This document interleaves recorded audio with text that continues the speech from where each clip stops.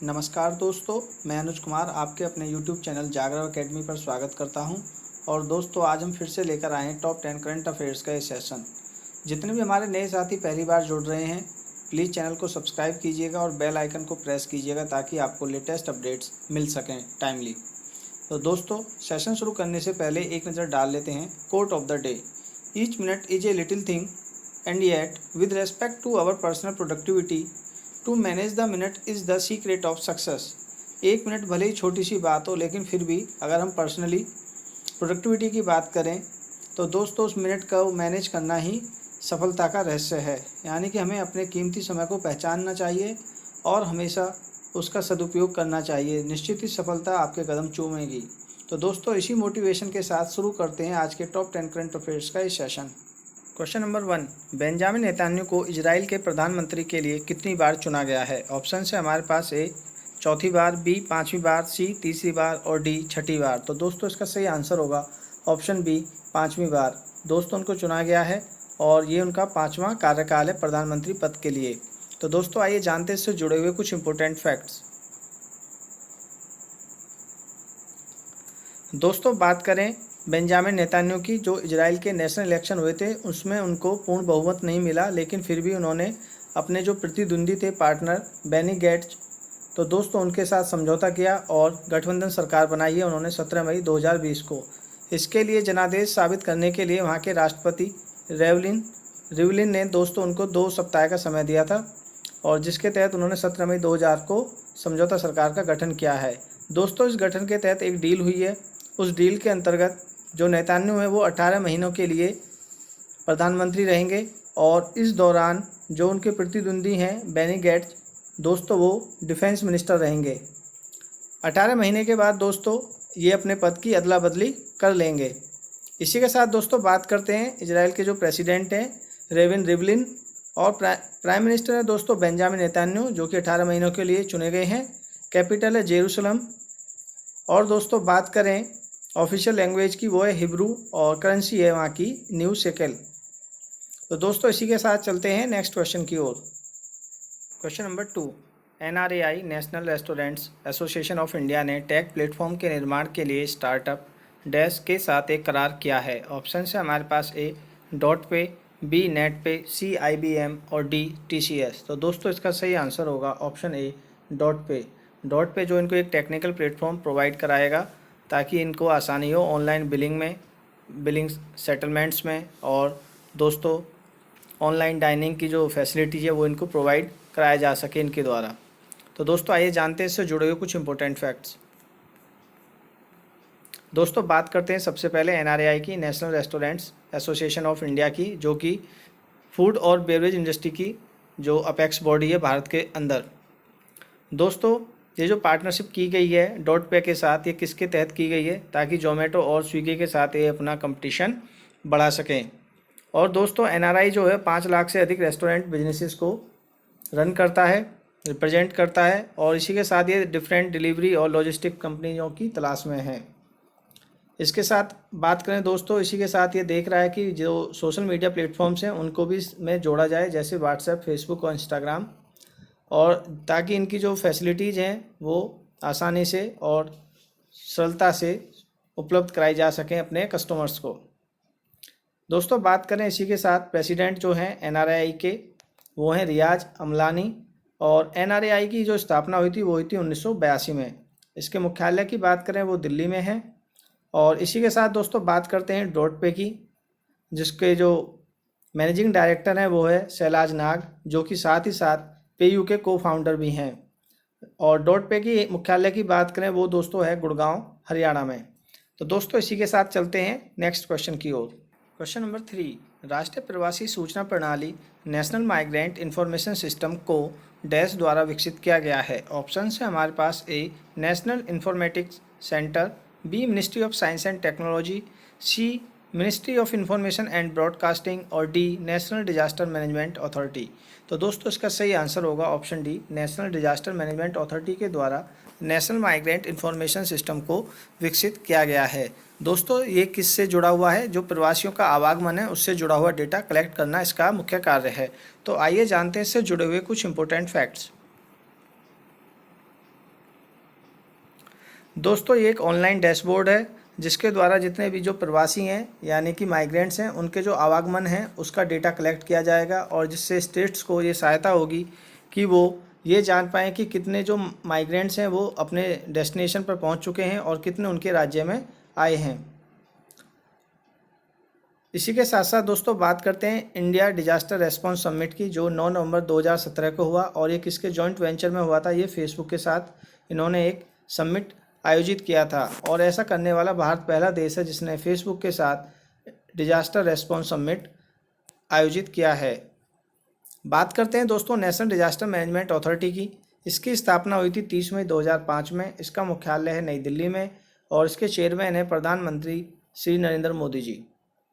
तो दोस्तों इसी के साथ चलते हैं नेक्स्ट क्वेश्चन की ओर। क्वेश्चन नंबर 4, J&K बैंक के प्रबंध निदेशक के रूप में किसे नियुक्त किया गया है। ऑप्शन है हमारे पास ए जुबैर इकबाल, बी एन कामाकोडी, सी संजय कोठारी, डी परवीन राव। तो दोस्तों इसका सही आंसर होगा ऑप्शन ए जुबैर इकबाल, जिन्हें J&K बैंक का MD चुना गया है। बात करें दोस्तों एन कामाकोडी की, जो कि सिटी यूनियन बैंक के MD और CEO हैं जिनको रीअपॉइंट किया गया है। बात करें संजय कोठारी की तो इनको चीफ विजिलेंस कमिश्नर अपॉइंट किया गया है और परवीन राव की बात करें तो दोस्तों ये नासकॉम के चेयरमैन चुने गए हैं, national association of software services companies. तो आइए जानते हैं इससे जुड़े हुए कुछ इंपॉर्टेंट फैक्ट्स। दोस्तों बात करें जुबैर इकबाल की, इनको MD चुने जाने से पहले ये सीनियर वाइस प्रेसिडेंट थे किसके, HDFC बैंक के। अब इनको जम्मू एंड कश्मीर गवर्नमेंट के द्वारा मैनेजिंग डायरेक्टर चुना गया है जम्मू एंड कश्मीर बैंक के लिए और इनका कार्यकाल होगा 3 साल का। बात करें इससे पहले कौन थे तो RK सिब्बर थे जो कि चेयरमैन और मैनेजिंग डायरेक्टर थे। अब इनको सिर्फ चेयरमैन बना दिया गया है नेक्स्ट 3 इयर्स के लिए। और दोस्तों ये इसलिए किया गया है ताकि बेटर गवर्नेंस की जा सके J&K बैंक की। इसी वजह से चेयरमैन और मैनेजिंग डायरेक्टर के जो पद हैं उनको अलग अलग किया गया है। बात करें जम्मू कश्मीर बैंक की, इसका मुख्यालय है श्रीनगर में और दोस्तों इसकी स्थापना हुई थी 1 अक्टूबर 1938 में और बिजनेस इसने मतलब ऑपरेशनल हुआ है ये 4 जुलाई 1939 में। तो दोस्तों इसी के साथ चलते हैं नेक्स्ट क्वेश्चन की ओर। क्वेश्चन नंबर 5, अंतर्राष्ट्रीय संग्रहालय दिवस डैश को मनाया जाता है। ऑप्शन है हमारे पास ए 17 मई, बी 18 मई, सी 21 मई और डी 31 मई। तो दोस्तों इसका सही आंसर होगा ऑप्शन बी 18 मई को ही अंतर्राष्ट्रीय संग्रहालय दिवस सेलिब्रेट किया जाता है।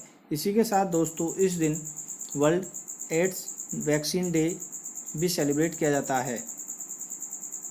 और बात करें दोस्तों 17 मई की तो 17 मई को वर्ल्ड टेलीकम्युनिकेशन डे और इसी के साथ साथ वर्ल्ड हाइपरटेंशन डे भी सेलिब्रेट किया जाता है।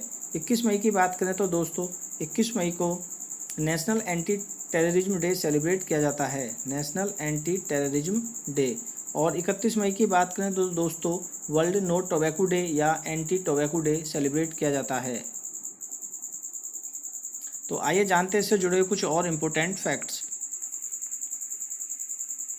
दोस्तों बात करें इंटरनेशनल म्यूजियम डे की तो दोस्तों हर साल 18 मई को सेलिब्रेट किया जाता है और इसका जो उद्देश्य होता है वो सांस्कृतिक आदान प्रदान, संस्कृतियों के संवर्धन और लोगों के बीच आपसी समझ और सहयोग और शांति के विकास के लिए जागरूकता पैदा करना होता है। दोस्तों बात करें इंटरनेशनल म्यूजियम डे 2020 की तो इस बार सेलिब्रेट किया जा रहा है 18 मई को और इसकी थीम है museum for equality, diversity and inclusion. दोस्तों बात करें सबसे पहले ये 40 साल पहले इंटरनेशनल म्यूजियम डे सेलिब्रेट किया गया था और इसका जो टारगेट होता है वो ज़्यादा से ज़्यादा पार्टिसिपेशन होता है कि पूरे विश्व भर से ज़्यादा जो संग्रहालय हैं वो इसमें पार्टिसिपेट करें। इसी के साथ दोस्तों बात करते हैं president of international council of museums की तो दोस्तों वो हैं सुए अक्सॉय। और संसार में बात करें सबसे बड़े लार्जेस्ट म्यूजियम की तो दोस्तों वो है फ्रांस में, फ्रांस की जो कैपिटल है पेरिस, लुवरे, वहाँ पर दोस्तों ये लार्जेस्ट म्यूजियम है और इसके एरिया की बात करें 72,735 स्क्वायर मीटर है इसका क्षेत्रफल, जो कि करीब 280 टेनिस कोर्ट्स के एरिया के बराबर है।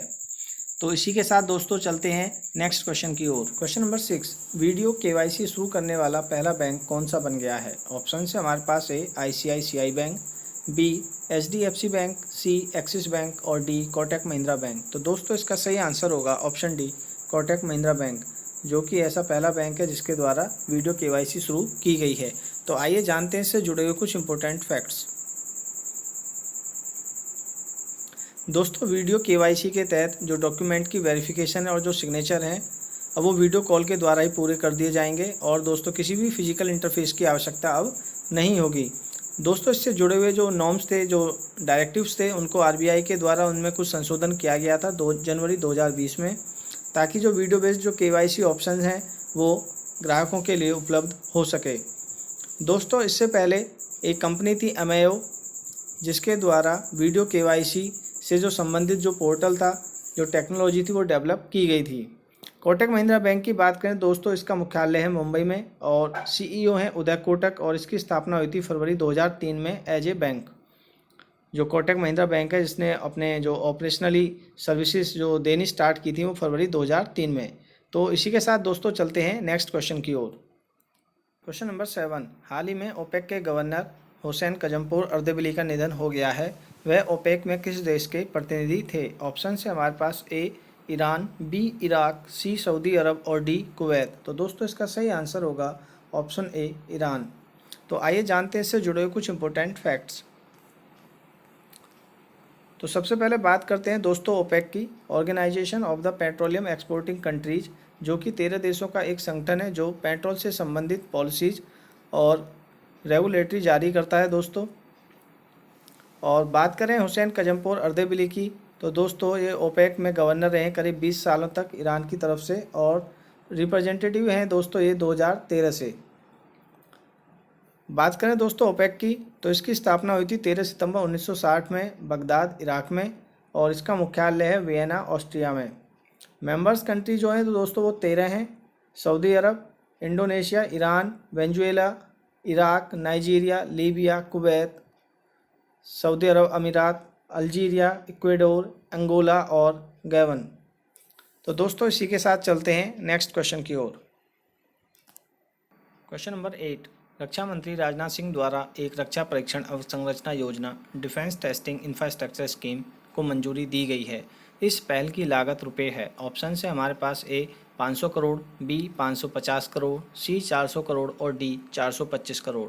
तो दोस्तों इसका सही आंसर होगा ऑप्शन सी 400 करोड़। तो आइए जानते हैं इससे जुड़े हुए कुछ इंपॉर्टेंट फैक्ट्स। दोस्तों बात करें डिफेंस टेस्टिंग इंफ्रास्ट्रक्चर स्कीम की, जो इसकी लागत है वो है 400 करोड़ रुपए और दोस्तों इसको शुरू किया गया है जो प्राइवेट सेक्टर्स की जो डिफेंस और एरोस्पेस कंपनीज हैं उनको जो अफोर्डेबल सुविधाएं हैं उनकी टेस्टिंग करने के लिए और दोस्तों इसी के साथ साथ उनके द्वारा जो तैयार किए गए जो डिज़ाइन हैं वेपन्स के उनको वैलिडेट करने के लिए इस योजना को शुरू किया गया है। बात करें विशेष रूप से इसको माइक्रो, स्मॉल और मीडियम और जो स्टार्टअप्स हैं दोस्तों उनके बीच जो स्वदेशी रक्षा क्षमता है उसको बढ़ावा देने के लिए इसको अप्रूव किया गया है।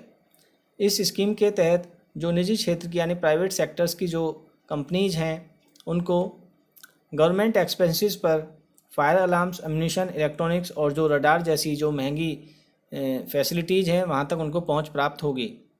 इसी के साथ दोस्तों बात करते हैं डिफेंस टेस्टिंग इंफ्रास्ट्रक्चर स्कीम का जो उद्देश्य है दोस्तों वो है कि जो प्राइवेट सेक्टर्स के तहत एक ग्रीनफील्ड डिफेंस टेस्टिंग इंफ्रास्ट्रक्चर स्थापित करना। और इस स्कीम की बात करें दोस्तों ये 5 साल के लिए चलाई जा रही है स्कीम और जिसके तहत 6 से 8 टेस्टिंग फैसिलिटीज़ जो हैं वो प्राइवेट सेक्टर्स के साथ स्थापित करना है, यानी उनकी पार्टनरशिप में 6 से 8 टेस्टिंग फैसिलिटीज़ सेंटर्स स्थापित करना है। तो दोस्तों इसी के साथ चलते हैं नेक्स्ट क्वेश्चन की ओर। Question number 9, Wuhan diary dispatches from a quarantine city नामक पुस्तक किसके द्वारा लिखी गई है? ऑप्शंस हैं A Chinese author, B Russian author, C Italian author और डी अमेरिकन ऑथर। तो दोस्तों इसका सही आंसर होगा ऑप्शन ए चाइनीज ऑथर जो हैं फेंग फेंग, उनके द्वारा दोस्तों Wuhan diary dispatches from a quarantine city नामक पुस्तक लिखी गई है। तो आइए जानते हैं इससे जुड़े हुए कुछ इंपॉर्टेंट फैक्ट्स। दोस्तों बात करें इस बुक की, तो इसमें जो लॉकडाउन था 60 दिनों का, उससे जुड़े हुए जितने भी सोशल मीडिया पोस्ट और जो डायरीज हैं, ऑनलाइन पोस्टिंग हैं जो फेंग के द्वारा उस दौरान की गई, उन सभी को इसमें लिखा गया है और इस बुक को पब्लिश किया गया है हार्पर नॉन फिक्शन के द्वारा। और दोस्तों बात करें इसमें जो रात की जो पोस्टिंग थी, यानी नाइटली पोस्टिंग्स थी ऑथर्स की, उन्होंने जो वहाँ के नागरिक थे उनके जो भय, फ्रस्ट्रेशन, एंगर और जो आशा थी उसको आवाज़ दी, जो कि दर्शाता है psychological impact of forced isolation को, यानी कि ज़बरदस्ती जो आइसोलेशन उनको दिया गया उसका जो मनोवैज्ञानिक प्रभाव है उसको ये दर्शाता है। तो दोस्तों इसी के साथ चलते हैं नेक्स्ट क्वेश्चन की ओर। क्वेश्चन नंबर 10, AA प्लस कोविड-19 टेस्टिंग सॉल्यूशन किस IT समाधान प्रदाता कंपनी द्वारा विकसित किया गया है? ऑप्शन है हमारे पास A IBM, B Wipro, C TCS और D ESDS सॉफ्टवेयर सॉल्यूशन। तो दोस्तों इसका सही आंसर होगा option D, ESDS software solution के द्वारा AA प्लस कोविड-19 टेस्टिंग सॉल्यूशन डेवलप किया गया है। तो आइए जानते हैं इससे जुड़े हुए कुछ इंपॉर्टेंट फैक्ट्स। दोस्तों बात करें ESDS सॉफ्टवेयर सॉल्यूशन की, उसी के द्वारा AA प्लस कोविड-19 टेस्टिंग सॉल्यूशन, जो कि एक बहुत ही ज़्यादा रैपिड कोविड-19 डिटेक्शन सॉल्यूशन है। और दोस्तों 5 मिनट से कम समय भी पता लगा सकता है कि पेशेंट कोविड-19 पॉजिटिव है या फिर नहीं है। इसके द्वारा दोस्तों चेस्ट एक्सरेज हैं जिनको अपलोड किया जाता है सॉल्यूशन पर, यानी कि वेब ब्राउज़र पर, और दोस्तों उसके बाद ये डिटेक्ट कर सकता है कि एक्सरे की जो रिपोर्ट है उसके बिहाफ पर कि कोविड-19 पॉजिटिव है या फिर नहीं है पेशेंट। दोस्तों बात करें कोविड-19 टेस्टिंग सॉल्यूशन की, तो 1000 से भी अधिक जो चेस्ट एक्सरेज हैं वो इसके द्वारा लिए गए हैं डिफरेंट कंट्रीज से, जिसमें US, UK, इटली और इंडिया शामिल हैं। और दोस्तों बात करें इस सॉल्यूशन की, ये पूरी तरह से कॉन्टैक्टलेस टेस्टिंग प्रोसीजर है, जिसके द्वारा दोस्तों पता लगाया जा सकता है 5 मिनट से भी कम समय में कि जो पेशेंट है वो कोविड-19 से पीड़ित है या फिर नहीं है। तो दोस्तों अगर आपको ये हमारा वीडियो सेशन पसंद आया हो और ये वीडियो सेशन आपके लिए हेल्पफुल रहा हो, तो प्लीज़ हमारे चैनल को सब्सक्राइब कीजिएगा और बेल आइकन को प्रेस कीजिएगा ताकि आपको लेटेस्ट अपडेट्स टाइमली मिलते रहें। और इसी के साथ ज़्यादा से ज़्यादा लाइक कीजिएगा, शेयर कीजिएगा और कमेंट्स कीजिएगा। और सभी से मेरी अपील है, लॉकडाउन के समय में निर्देशों का पालन करें, घर पर रहें, सुरक्षित रहें। और फिर मिलते हैं नेक्स्ट वीडियो में टॉप 10 करंट अफेयर्स के साथ।